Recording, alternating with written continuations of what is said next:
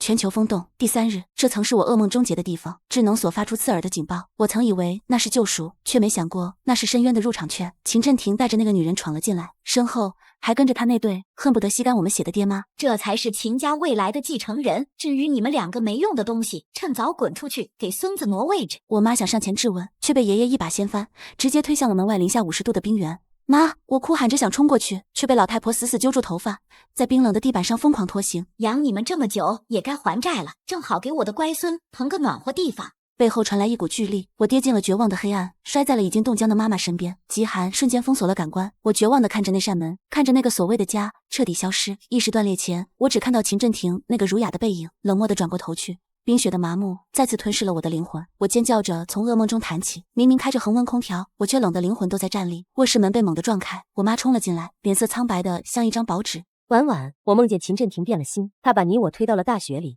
还带了别的女人。妈，别怕，那不是梦，是老天开眼，给了我们报仇的机会。离大劫还有15天，我赤脚踩在恒温地板上，这种热度让我感到前所未有的清醒。距离那一世全家背叛还有15天，我妈死命掐了自己的胳膊一下，看着那道鲜红的淤青，她终于醒了。这么多年，我是养了条毒蛇在身边。婉婉，妈听你的，趁着房子还值钱，咱们立刻出手。我上前将她拥入怀中，这一世我绝不让那种绝望重演。妈，别哭了，我们要做的还有很多。她在怀里深吸了几口气，再抬头时，眼里的温软已彻底熄灭。既然他们想当畜生，那我就看他们如何自相残杀。半个月的时间足够我们安排一切。此刻我们还是名义上的秦家主人，秦振廷依旧在外面演他的深情戏，拿着我们的钱去养那个外室的野种。表面上一切如常，可背地里我早已撕开了他们伪善的皮。10天之后就是去郊区度假的日子，我盯着那个标记的死地，那是给他们挖的坟墓。豪宅怎么办？我妈动作利落地竖起长发，眼神锐利如刃。卖，立刻联系中介，打折即售，我绝不再给他们踏进来一步的机会。卖了房，我们去哪儿？我走到博古架前，抽出一张磨损的名片，虽然残旧，但那里的避难系统依然能用，就去这里。成交。那个烂尾度假村，那里地底下有独立的能源塔，没人能闯得进去。我妈盯着那张名片，眼神从迷茫逐渐变得凌厉。那是我们最后的生路。那个老板当年急于脱手，地段太偏，价格几乎是白捡，根本没人愿意接盘。温泉地热，你是说利用天然热脉？对，冰封纪元降临时，稳定的热源比黄金更珍贵。那里的墙体厚实，稍加改造就是钢铁堡垒。改造交给我，我来负责围墙、供电和储备。秦振廷那边你盯紧了。我妈闭上眼，仿佛还能看见前世那片冰冷的雪地。她必须让自己忙起来，否则会疯掉。妈，别怕，这一次我们一起活下去。分工明确，我们要在秦振廷还没察觉前搬空秦家。剩下的阳光依旧刺眼，谁能想到12天后，这里将沦为冰雪地狱。张侦探，帮我查秦振廷这5年的流水和外产，尤其是那个叫蒋柔的女人，我要掌握她出轨的铁证，让她秦振廷在这场寒流降临前，先尝尝身败名裂的滋味。王经理，北山那套大平层我急售，价格比市价低15%，唯一要求是全款，7天内过户。中介在那头惊呆了，地段这么好的房产，从来都是抢手货，他乐得捡这个便宜。秦振廷不过是个挂名的副总，财务大权一直在我妈手里，这为我们争取了最宝贵的时间。3天后，我借口出差，带着家里所有能带走的资产，彻底离开了那个虚伪的笼子。秦振廷忙着在小三怀里温存，恐怕直到末世降临，他都不会发现家已经被搬空了。我驱车前往郊外的疗养院，喧嚣的城市被抛在身后，取而代之的是荒凉的寂静。灰白色的建筑群依山而建，规模宏大，却透着一种被时代遗忘的沧桑。只有那栋主楼传出施工的嘈杂声。我妈找了3支队伍，24小时轮流作业。妈，这进度比我预想的还要快。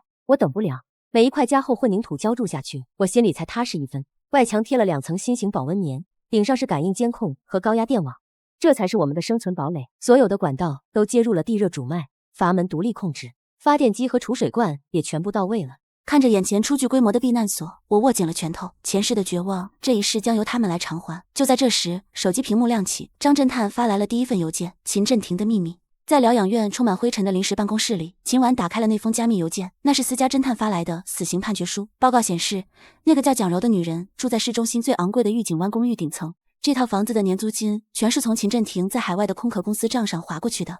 等等，这2张照片里的人是你爷爷奶奶？他们半年前就搬过去享清福了。看这张，拍摄日期是你去年的生日。畜生，秦振廷，你这个没良心的畜生！还有更精彩的，这是侦探通过窃听器录下的音频。那个站着窝不下蛋的叶兰，把钱抓得死死的。我儿子受了多少委屈，这本来都该是我大孙子的。还有秦婉那个死丫头，跟他妈一样碍眼，要是他们娘俩能一起消失就好了，省得看着心烦。爸妈，小点声，我已经安排好了，过几天带他们去郊区那个没开发的野山，那里没有监控，全是悬崖，到时候伪造成意外坠崖，谁也查不出来。遗嘱我也早就骗叶兰签好，我就是唯一继承人。恶魔的低语在房间里回荡，那一刻，我妈眼里的最后一丝光彻底熄灭了。振廷，这大别墅是不是就能写宝宝的名字了？那是自然。画面在屏幕上熄灭，废弃疗养院里只有风声。我妈像是在擦拭一件旧物，在抬头时，她的眼神比冰川还要死寂。很好，秦振廷，那我就亲自送你上路。妈，温泉池边的空地别浪费，一口新鲜蔬菜能换一条命。好，距离地狱降临还有8天。最后一批工人在地底深处忙碌，这里是我的堡垒。我向下走去，越往下，那股热流越是狂暴。这口横定在42度的天然地热眼，它是我们最后的避风港。成了，这里也能保持如春的暖意。我将手进入泉水，这里就是我们的埋骨地，也是新生地。手机震动了，秦振廷发现金库空了。屏幕里，秦振廷像只疯狗在找食，冰箱里只有几个孤零零的鸡蛋托。奶奶像个被掏空灵魂的幽灵，把名贵的骨瓷砸得叮当作响。叶兰，你敢带着钱玩失踪，我要你死得很难看。电话那头是野兽般的咆哮，我妈只是将手机稍稍拿远，直到声音渐弱，她才缓缓贴近听筒。你刚才说什么？我忙着看风景，先这样吧。秦振廷盯着断线的电话，他以为他胜券在握，却不知我和我妈网已经撒开。别急，我知道那个贱妇躲在哪儿。在疗养院堆满物资的房间里，秦振廷再次打了过来。又有什么事？我妈划开接听。兰兰，你怎么不在公司？我是急糊涂了，公司有个大项目要走账，非说需要你签字这笔钱才能动。我妈捂住话筒，对我冷静低声，叫保安请他出去。接着松开手，对电话语气平淡。公司的事按章程办。监控画面里，秦振廷还沉浸在即将拿到钱的幻想中。叶兰，你疯了，我是公司的副总。我妈挂断了电话，在她心里，那个副总秦振廷早就成了上辈子的人。她真当他什么都不知道吗？她的心冷透了，只剩下一个念头，她要他净身出户，属于我妈的一切，她一分钱也别想拿走。秦振廷盯着彻底暗下去的屏幕，整张脸因愤怒和茫然扭曲成一团。但这只是开始，极寒将至。我妈的指节因为过度用力而失去血色，刺破了她维持了20年的体面。妈，为了这种畜生折磨自己，不值得。这一次，我们是拿刀的人。秦振廷，你放心，报应的钟声已经敲响了，我亲自送你下地狱。电话挂断，我妈从怀里掏出一张泛黄的公证文书，下面还压着张旧照片。结婚前，你外公就看透了他，有这张纸在，他连疗养院的一块砖都拿不走。我接过照片，目光猛地一颤，那是外公书房，一个模糊却熟悉的身影，正冷冷地朝外公望去。日期正是外公出事的那天。妈，这是秦振廷，那天他不是说他在外地出差吗？我妈盯着照片，一字一顿，如遭雷击。原来那天他根本没走，他竟然眼睁睁看着你外公断了气。这笔血债，我要他用一辈子来还，他们一个都别想跑。我重新点开监控，秦振廷一家正像热锅上的蚂蚁。突然，屏幕边缘掠过一道诡异的红光，智能防盗门的报警系统疯狂跳动。在这个极寒前夜，不速之客登门了。振廷，开门啊，让我们在外面冻死吗？秦振廷粗暴地拽开门，他把所有账户都锁死了，秦家这块肥肉我们要啃不到了。急什么？把他们找出来，意外随时都能发生。没错，等那对爱氏的母女死了，死人可没法继承财产。找？去哪儿找？他们就像人间蒸发了一样。实在不行，我这把老骨头去当饵，总能让他们失足。我在屏幕前冷冷地看着，他们正盘算着怎么让我们死在风雪里。婉婉，过来看，整个地下空间的地暖已经全部铺好了。这座废弃疗养院已经被我们改造成了能抵御极寒的温室，温暖的空气一下子涌上来，包裹住全身。妈，这是外公留下的最后屏障，这里是我们的王国。突然，报警系统发出尖叫，我奶奶翻出了那本相册，她指着我小时候在疗养院后山的郊游照，背景里那个明显的山头没被模糊掉。原来在这儿，北山也是咱们的金库。屏幕里，秦振廷正对着那张照片狂笑，他以为抓住了我的软肋，却不知道那是我特意留下的路标。看着身后这座固若金汤的堡垒，我心中底气十足，只要能完成后续的改造，我便无惧任何麻烦寻上门。我妈神情从容地走到我身旁，轻轻坐下。疗养院后院的那个深水蓄水池，我也已经派人彻底清理并加固了，哪怕极寒降临导致地表封冻，下层的循环恒温系统也能确保水源不被彻底冻结。我已经联系了供应商，订了一批极地红鳟和耐寒鲑鱼的鱼苗，这几天就能送达。万一这鬼日子真的要持续好几年，我们好歹还能实现生鱼片自由。这种置之死地而后的浪漫，让我忍不住轻笑出声，紧绷的心弦稍微松了些。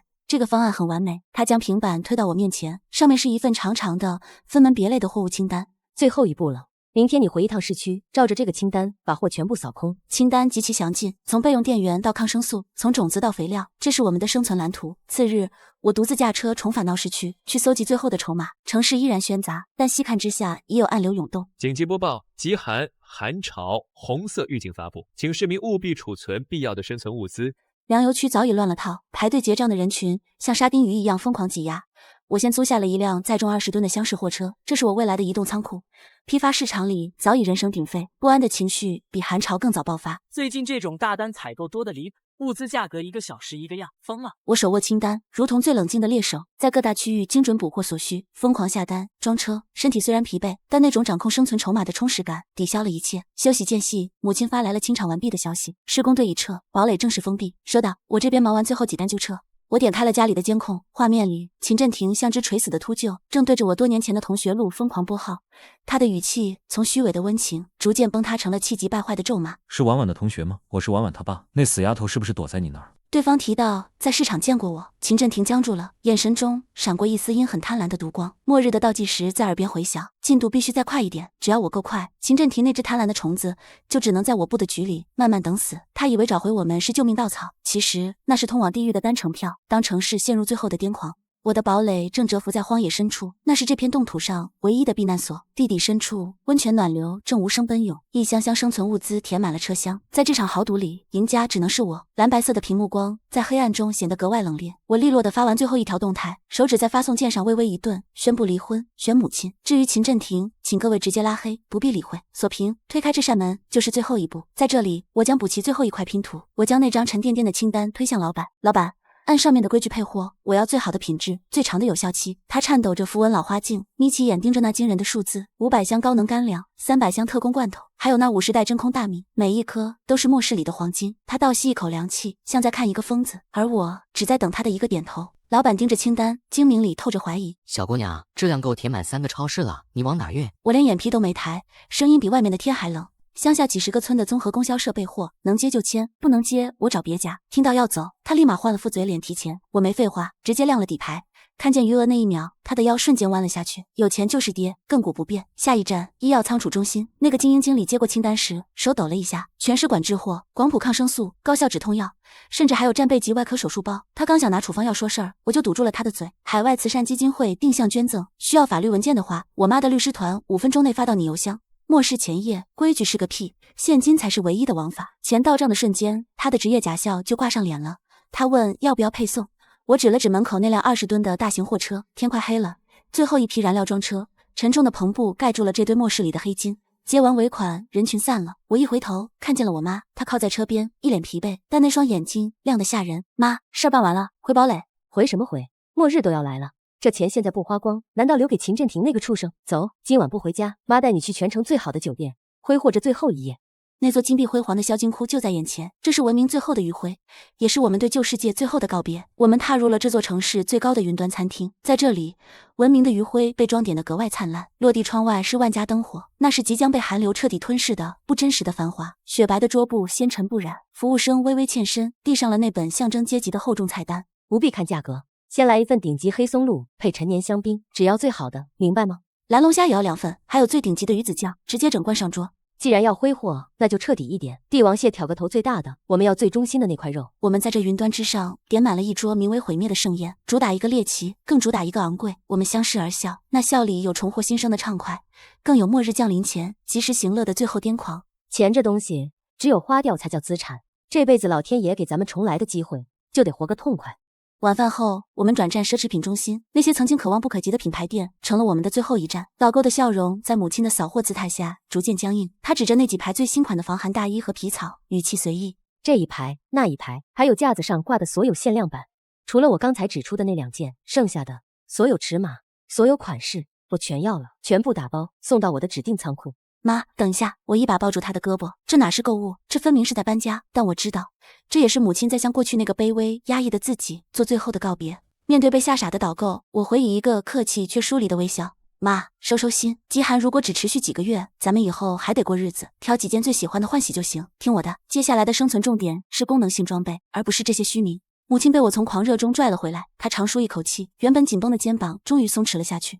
你说的对。我差点陷进那种报复性消费的泥潭里，被那个男人留下的阴影冲昏了头。最后，我们带着战利品回到了最后的临时栖身点。那些昂贵却脆弱的物件被随意丢在角落。我们并排躺在宽大的过分的床上，死死盯着天花板上那盏摇摇欲坠的水晶灯。庆幸、疲惫，还有一抹说不清道不明的苍凉，在黑暗中缓慢滋生。妈，你要记住，这一次死的人绝对不会是我们。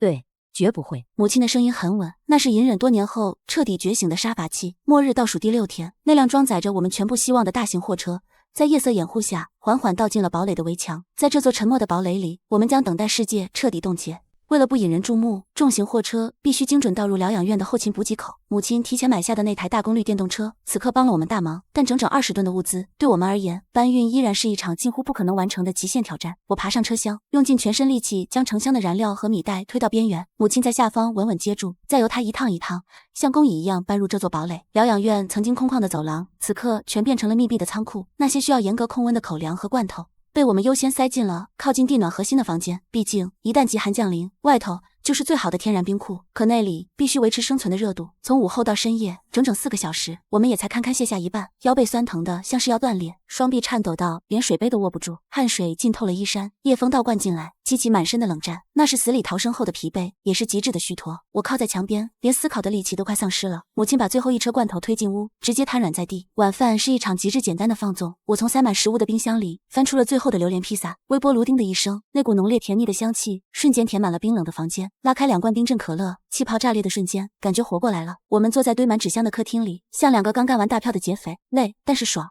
女儿，你扫视一圈看看，你觉得这间屋子里咱们还缺点什么？我看着他，那双眼里的光比末日前任何时候都要亮。婉婉，咱们还漏了一样重要的，一套顶级的家庭影音系统，全景声环绕，100寸曲面屏，否则这末世的长夜该有多难熬。我被他这股突然爆发的生命力感染，忍不住轻笑出声。行，等明天卸完这最后一批货，后天咱们就杀回市区，洗劫商场，不买生存必需品了，只买快乐，顺便把那套影院和发电机一起搞定。一言为定。在这座冰冷的堡垒里，我们的击掌声清脆的惊人。我们摊开那张写满计划的清单，母亲逐项清点：米粮、罐头、燃油、种子，这是我们的诺亚方舟，日用品、慢性药，甚至连卫生棉都堆成了山啊！婉婉，若要在地下室搞无土栽培，保温塑料棚得多备几套，不然苗子受不住冻。母亲的隐忍已化作滴水不漏的谨慎，三文鱼苗和耐储水果也被列入最终采购单。妈，还要多囤些耐放的苹果和橙子。不过，咱们的电力负荷真的撑得住吗？我看着那台沉重的发电机图纸，在世界彻底封冻之前，我们必须做到万无一失。留给文明的时间不多了，而我们要做的是亲手建造属于我们的永恒之岛。我已经向安装工程师确认过了，这台特制的温差发电机就架在地热泉眼旁，只要泉水不枯竭，整座堡垒的电力就永远不会中断。保守估计，这里的能源输出足以支撑我们所有设备。在极寒降临后，奢靡的运转半年，3楼的工业级储能电池阵列也已满格。即便地热失效，这套双重保险也能支撑全功率运转整整1个季度。这还不够，后天咱们得再运2台重型柴油机和燃油回来，做个3重保险。柴油是危险物品，必须单独开辟通风良好的防爆间，绝不能靠近咱们的核心生活区。重生一遭，每一个疏忽都是万劫不复。我们必须如履薄冰，在这冰封世界里步步为营。这一夜，我依然睡不踏实。闭上眼，那些冰冷的碎片便会化作梦魇，疯狂侵袭。前世的失重感，骨骼撞击的剧痛，还有那吞噬一切的寒冷与绝望，一遍又一遍，直到晨曦微露，手机屏幕在枕边悠悠亮起，那是旧宅监控捕捉到的死神敲门的声音。即便不看监控，我也能想象秦振廷那副气急败坏的嘴脸。他现在大概正带着那帮乌合之众，像群没头苍蝇一样，在城市的废墟里疯狂乱撞。清晨的堡垒里，母亲正熟练地煮着冷冻水饺，这种最简单的食物，却在这冰冷的末世里散发着诱人的温热。我洗漱完毕，正碰上他盛盘，一旁的手机里，陈姐那尖锐且带着怒意的语音在空旷的餐厅回响。叶兰，你那渣男老公昨天居然去公园堵我们了，挨个打听你的下落，那眼神凶狠的像是要吃人，我们都说不知道，他还不罢休。他这种人早干嘛去了？母亲关掉手机，动作干脆的不带一丝犹豫。她冷笑一声，那是积压了数十年的轻蔑。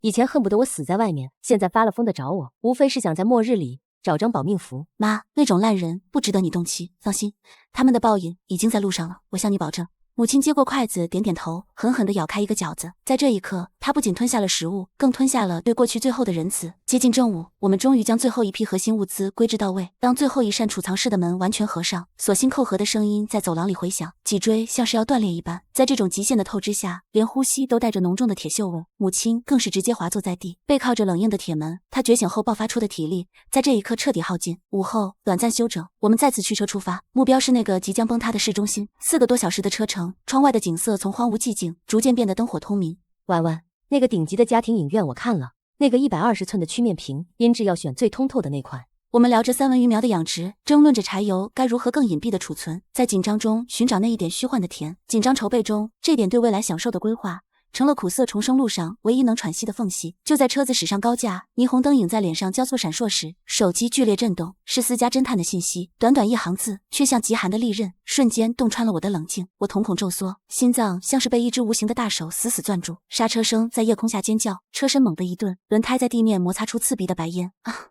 怎么了？出什么事了？母亲猝不及防地往前猛冲，又被安全带狠狠拽回座位。我死死盯着屏幕，那行字正疯狂嘲笑着我们的天真。我强迫自己冷静下来，我把手机递给妈，声音冷得像霜。妈，你看，蒋柔在外面还有个秘密。妈盯着屏幕，那个笑容混杂着恶心、荒唐和彻骨的讽刺。我按下播放键，那是私家侦探抓拍到的最无耻的真相。画面很晃，公园的长椅上，一对男女像蛇一样纠缠在一起。平日里装纯洁的蒋柔正窝在一个花衬衫男人怀里，笑得花枝乱颤。她没躲，甚至还娇笑着戳弄那个男人的胸口，这也太熟练了。恶心是真的，但那种即将复仇的快意更真。突然，一个更疯狂的念头像闪电一样劈进了妈的脑子里。那个被秦振廷和秦家两老视若珍宝，当成秦家香火供着的5岁男孩，那个小孽种到底流着谁的血？就在疑虑升起的瞬间，张侦探的加急情报如约而至。秦小姐，情况有了突破性进展。关于那个男孩以及秦振廷和那个叫赵旭的花衬衫男，我已经秘密采集了3方的生物样本，鉴定流程已进入加急通道。明天傍晚前，那份血缘真相就能到你手里。效率比我想象的还要高。我随手划过5万块奖金，并备注了加急。谢了张哥。另外，最近天气有点邪门，多囤点米面粮油在家里，有备无患。我能做的仅此而已。重生之初，母亲曾尝试匿名拉响警报，向她认为可靠的部门投递了气候模型。即便数据确凿，那些人的回复却永远傲慢且统一。请勿散播谣言，以免引起群体恐慌。既然文明拒绝自救，我们能做的只有先筑好自己的方舟。妈，你看这段。我将手机递给母亲，屏幕上正是蒋柔出轨的铁证。蒋柔和那个男人的调情画面，正疯狂嘲讽着秦振廷那自以为是的家世门楣。看着屏幕里的丑态，妈的眉间结了层霜，那是一种彻底看清后的决绝。她将手机掷回给我，胃里泛起的厌恶已无需多言。在即将风动的世界面前，那点背叛显得滑稽又卑微。别为垃圾分心，按原计划去最后收割物资。顶级商场的家电区成了我们扫荡的第一站。我们要的是末日里的极致舒适。按摩椅选那个能模拟零重力的，还有影音系统，我要在堡垒里听见最真实的雷鸣。刷卡时的利落让经理笑开了花，在他眼里我们是豪客，在我眼里这些钱只是废纸。保证下午准时送达您的郊外堡垒，安装团队随后就到。接着是高热量补给，薯片、糖果、各类坚果。末世生存需要热量，更需要多巴胺、可乐、甜饮、香辣零食。这些所谓的垃圾食品将是黑暗长夜里唯一的精神慰藉。老板好奇我们买这么多做什么，我随口编了个借口，旁边开了几家大型网咖，准备拿来卖给年轻人的。最后一站直奔生鲜区，浓烈的腥气和湿滑的地面环绕着眼前堆积如山的肉，这才是未来漫长寒冬里最扎实的生存基石。老板，整猪整羊各20头，牛要8头，500只白条鸡，内脏全留着，分装好。肉贩的手枪在半空，他瞪大眼，试图从我们这身奢侈品行头里寻找答案。兰姐，你这是要给全员发年终奖？算是吧，动作快点。天色彻底沉入黑暗，我们驱车前往最后的晚餐，那是旧世界最后的骄傲——满汉全席。每一道繁琐的菜肴都是对即将终结的文明最隆重的告别。一道道山珍海味端上暗红色的圆桌，很多菜复杂到根本叫不出名字，我们只是机械地动了几筷子。这已经不是吃饭了，更像一场隆重的葬礼，为我们曾经熟悉、温暖又奢侈的那个旧世界送行。胃里塞满了油腻和甜腻的东西，那种 hold 住的感觉堵在嗓子眼，让人一阵阵反胃。凌晨5点，整座城市还在沉睡，我们的货车已经开进了最大的水果批发市场。周老板，按清单配货，装满这辆车，钥匙给你。柠檬、浆果、柑橘、苹果，所有能放得住维生素含量高的水果，每样先来50箱。姑娘，你这阵仗是要搞全城水果批发，还是哪家有钱的大厂要发福利？差不多，厂里给上千号员工发防寒物资，多吃水果抗冻。早上7点，转战蔬菜区，土豆、洋葱、山药，各种耐储存的根茎类蔬菜，一吨一吨的装车，这些都是活下去的硬通货。预制菜档口也没放过，红烧肉、蒸鱼、梅菜扣肉，连成箱的速冻包子、饺子都被我们一扫而空。姑娘，你这哪像做生意，倒像是在给老天爷备荒年啊！有备无患吗？8点赶到生鲜区，昨晚定下的整猪整羊已经分割好，在蓝色的保温箱里堆成了小山。下午回到堡垒，人都累垮了，连喘气都觉得费劲，在床上瘫了不到半小时，又得爬起来卸货。手推车再次轰鸣作响，这一次我们搬运的是未来好几年都吃不完的肉。客房被我们改造成了一间间冷冻库，这间放猪肉，隔壁存牛羊肉，每一间都冷气森森。母亲熟练地把大块的肉分解，抽真空，封存好。他对每一份能让我们活下去的东西都无比珍惜。空气里弥漫着冰冷又带着腥气的味道，在这寂静的堡垒里，这种味道竟然让人感到一种奇怪的丰足的踏实。末世倒计时第4天，手机突然疯狂震动，一份名为亲子鉴定报告的 PDF 文件弹了出来，最后的处决。就此开始，我跳过前面复杂的数据，直接滑到最后，看到了那个真相：非亲生，排除秦振廷的生物学父亲资格。看着这2行冰冷的字，我心里涌起一股又讽刺又解气的感觉。秦振廷当宝贝养了5年的那个儿子，竟然跟秦家没有一点血缘关系。蒋柔这个女人手段比我想的还要脏，还要厉害。我利索的操作手机，给张侦探赚去了最后一笔钱，外加一笔封口费。合作结束，钱收到了吧？最近气象不太平，自己多保重。张侦探很快回了2个字：保重。在这末日来临的前夜，这是我们最后的默契。母亲正在仓库里仔细清点着刚送来的耐寒种子。婉婉那个结果是不是出来了？妈，你自己看吧。秦家当香火供了5年的宝贝，其实是个天大的笑话。母亲盯着手机屏幕，脸上的表情从一片空白到逐渐扭曲，最后竟爆发出一阵让人心里发毛的大笑。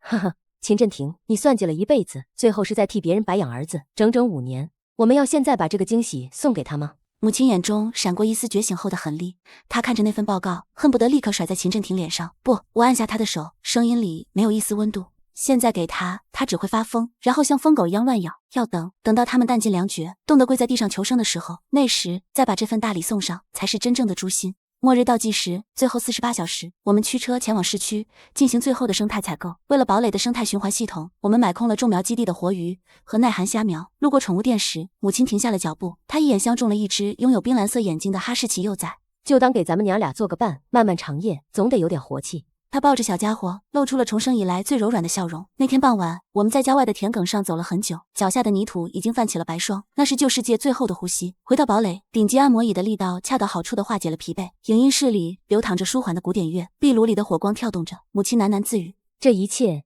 美好的像场梦。我没说话，因为噩梦即将开始。次日清晨，我是被手机疯狂的低温预警震醒的，屏幕上赫然显示着实时室外温度-20度，断崖式降温开始了。我拉开厚重的窗帘，窗外已不是人间，整个世界被一种诡异的泛着青光的坚冰封印，死气沉沉。好戏开场了。我冷静地划开了旧宅的监控界面，画面里秦振廷一家老小正裹着所有能找到的昂贵衣物，像一群待宰的鹌鹑，绝望地挤在一起，瑟瑟发抖。监控里，秦振廷像头困兽，在结满冰霜的客厅里来回踱步。电话那头只有死寂的忙音，他所谓的人脉和权势，在绝对的极寒面前，碎得比冰渣还彻底。这该死的贼老天！秦振廷他爹依旧抓着那串佛珠不停咒骂，在他看来，这只是老天爷一时兴起的恶作剧。官方的预警早已在全网刷屏，千年不遇的高压寒流将无限期持续，请所有人寻找避难所自救。政府开放了所有的地下防御工事，但在秦振廷眼里，那里是平民才去的地方。躲什么防空洞？全是病毒和臭味。叶兰那死女人肯定带着那丫头在哪偷着暖和呢。等他们滚回来，这里的一切都是我们的。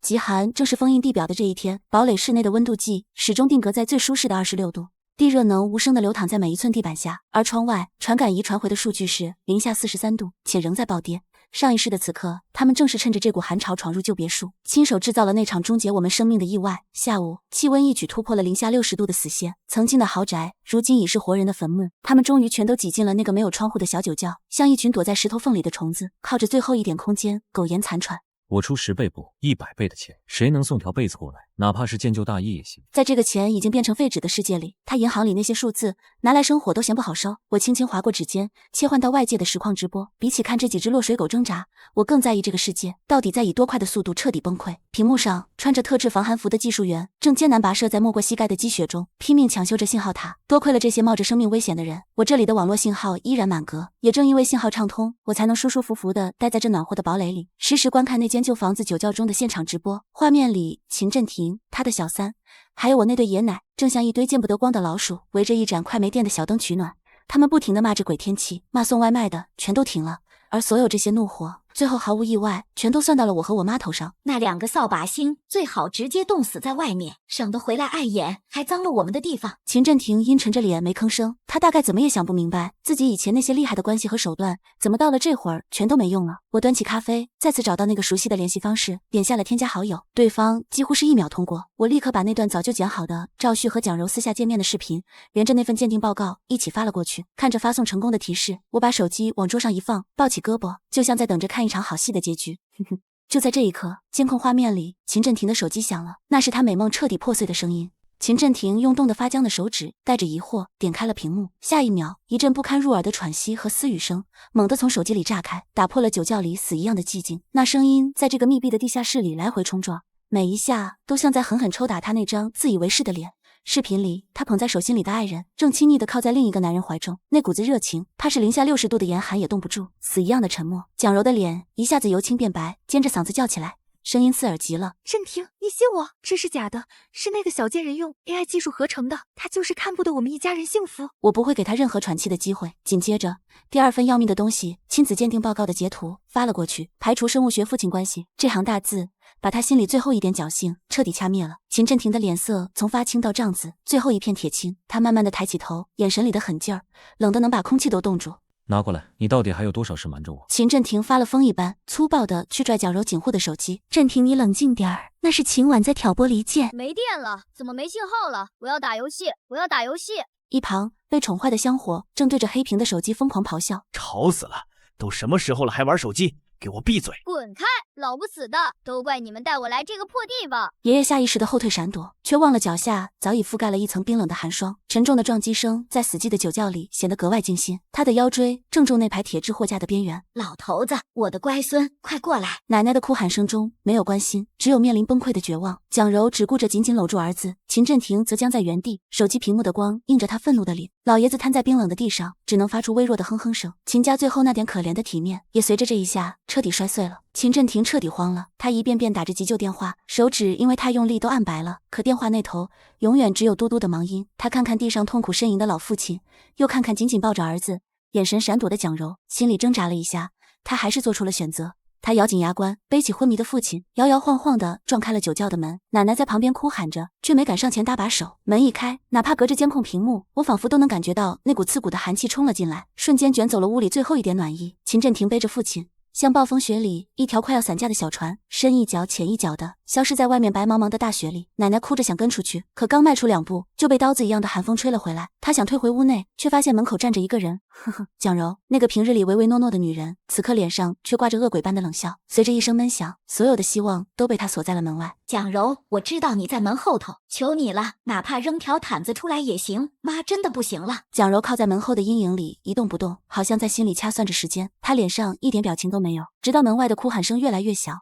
变成了微弱的哼唧，蒋柔的嘴角才扯出一丝冷笑。她没想直接杀人，她只是要让这个一直碍手碍脚的老太婆再也说不了一句话。门栓慢慢被拉开，蒋柔像拖一袋垃圾似的把浑身冻僵的婆婆从门缝里拽了进来。奶奶的2条腿已经冻得发紫，完全没知觉了。蒋柔趁机把她身上偷偷藏着的最后几根金条摸了出来，她根本没管老人的死活，连条薄被子都没给她盖，只是嫌弃地看了一眼那双已经冻坏的脚。这就对了，从今往后这个家只能由我一个人说了算。铁门又一次被锁死，那咔嗒一声响，就像给秦家最后那点亲情钉上了棺材盖。蒋柔背靠着冰冷的铁门，大口大口地喘着气。最初的害怕过去后，她突然想起一个人，她连滚爬爬地冲到角落，抓起那部还剩最后一点电的手机，拨通了一个她偷偷记了很久的号码。视频接通了，屏幕那头的赵旭待在一个暖烘烘的豪华地方，满身都透着有钱人的那股得意劲儿。旭哥，你快来救救我们！秦振廷那个没良心的丢下我们母子自己跑了，那老太婆也半死不活了，这里又冷又没吃的，我们快要冻死饿死了。你跟我好有什么用？外面零下60度，我连门缝都封死了，我怎么过去接你？赵旭，你睁大眼睛看看这孩子，他是你亲儿子，你在这世上唯一的种。当初要不是为了帮你弄到那笔起家的本钱，我何必在秦振廷那个老东西身边忍气吞声这么多年？你现在混好了，就想把我们娘俩一脚踢开，我告诉你，没门儿！赵旭在屏幕那头盯着蒋柔母子，眼神又冷又算计，就像在看2件还能不能派上用场的旧东西。行了，别好了，我知道地窖在哪儿，等这阵暴风雪小点儿，我开车过去。旭哥，我就知道你肯定会管我们的，快点，千万快点来！电话一挂，蒋柔抱着儿子亲了又亲，她觉着有这个孩子在手里，她就又有活路了。婉婉，吃饭了，趁热吃。我妈的声音把我拉了回来，听着就让人心里暖和。我顺手关掉了监控平板，那一出狗咬狗的好戏，回头再看也不迟。饭桌上，老鸭汤炖得烂乎乎的，油亮的大虾和扇贝摆了一桌。这种吃法，大概是这冰天雪地里我们唯一的奢侈了。嘿嘿。我们泡在暖和的温泉池里，手里的冰可乐冒着气泡，把头顶外面那个白茫茫的冰窖世界彻底隔开。冰凉的汽水喝下去，整个人一激灵，这种又暖又爽的痛快劲儿，比看那些人挣扎可带劲多了。妈，刚才监控里可演了一出大戏，全让我录下来了，清清楚楚。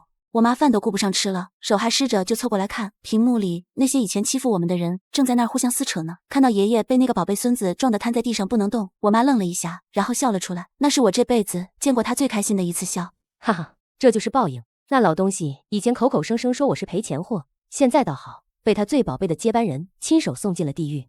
监控画面的回放里，爷爷瘫在冰冷的红酒架下，像条断了脊梁的丧家犬，而那个他倾尽资源培养的孙子，眼里只有游戏被打断的烦躁和凶狠。我妈笑得眼泪都出来了，憋了20年的那口恶气，好像一下子全吐出来了。她这会儿脸上的光彩比温泉的热气还暖人。妈，喝口冰的可乐压压惊，这种戏咱们得慢慢品。该，真是活该。晚餐桌上，我再次划开了实时监控。既然有人想英雄救美，那我也不能缺席这场观众席。地窖里多了一张生面孔，赵旭正缩在那个临时的火盆边，眼神里藏不住的打量着蒋柔那还没被冻残的脸蛋。他们分食着蒋柔偷偷藏下的最后一点饼干，在毁灭前夕，这3人竟然营造出了一种极其荒诞的温馨。然而虚伪的和平仅维持了数秒，秦振廷带着一身未消的冰霜，像个从坟墓里爬出来的恶鬼，死死撞开了大门。秦振廷手里死死抓着一根结满冰的铁管，手指头冻得发紫，却因为太愤怒，反而攥得更紧了。他通红的眼睛越过那点微弱的炭火，先死死瞪了一眼赵旭和蒋柔，然后又扫过门口，他那个被蒋柔丢下已经不省人事的老母亲正瘫在那里，空气一下子僵住了。他什么也没问，什么也没说，喉咙里只发出一声被困死的野兽一样的低吼。他像一头被逼到绝路的疯狗，抡起铁管，带着这辈子所有的恨，朝着赵旭的脑袋就狠狠砸了下去。振廷，你疯了！听我说，事情不是你想的那样。说个屁！去地狱里跟阎王说吧。铁管重重击打在赵旭的后背包上，发出一声令人牙酸的闷响。蒋柔尖叫着扑上来想要阻拦，却被已经杀红眼的秦振廷一把掀翻。一旁的孩子被吓得失声痛哭，在这个冰窖里显得格外凄厉。狭窄的酒窖内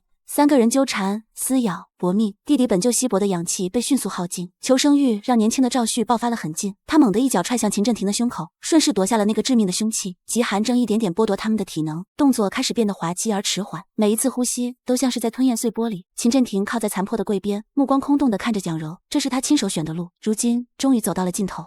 地窖里最后那点火光灭了，赵旭缩在结了霜的墙角，身上最后一点热气正在快速消失。蒋柔瘫坐在一边，眼睛直直地发着呆，再也看不见以前那种精明的神色了。破掉的大门朝暴风雪完全敞开着，冰霜静静地爬上了他们的眉毛、手指，把那些狰狞、疯狂和贪婪的表情永远冻在了脸上。一切颤抖最终停止了，在越来越厚的冰层下面，这几个人变成了一组丑陋又安静的雕塑，最后被涌进来的白雪彻底盖住。我平静地关掉了监控，起居室里只有壁炉的火苗在跳动，古典音乐还在轻轻响着。这场荒唐的闹剧总算收场了。炉火会凉，那些烂透了的人也该凉透了。我们在这末日的堡垒里安安静静地吃完了寒冬里最后一顿安稳的晚饭。窗外的极寒已经成了一幅和我们无关的背景画，庇护所里一切井井有条。在绝望的尽头，人类又一次抓住了活下去的火种。时间在规律的锻炼和守望中悄悄流过，直到某个早上，我像平时一样醒来，却感觉到眼皮上有一阵久违的暖烘烘的热意，那是金色的真实的阳光，正穿过时光的尘埃，斜照在我的床上。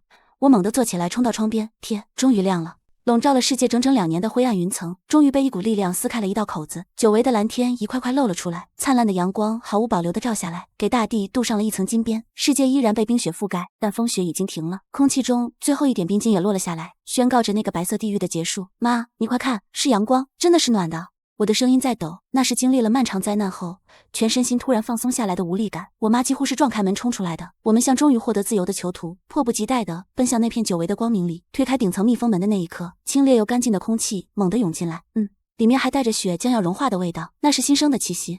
婉婉，我们真的活下来了。母亲的手心湿漉漉的，在风里很快变得温暖，那是生命还在有力跳动的证明。这场持续了700多天的噩梦终于过去了，阳光照亮了我们的新世界，也照在了那栋早已冰封、永远沉寂下去的旧房子上。寒冬终会过去，活下来的才是强者。